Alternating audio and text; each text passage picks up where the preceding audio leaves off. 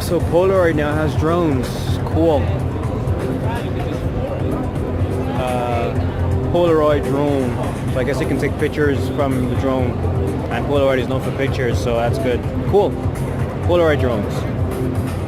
And then they have their 3D printers over here. Cool.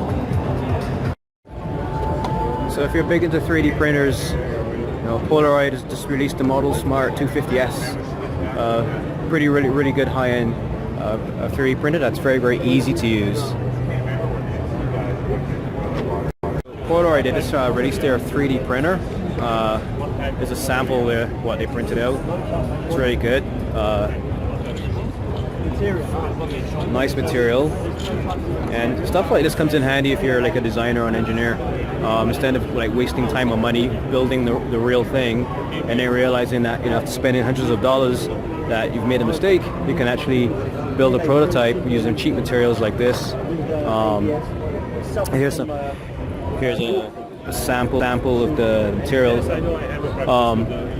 You know, you can use that and then build a prototype first, and then you can you know get the real thing done. So here's one of their printers, pretty cool, from Polaroid.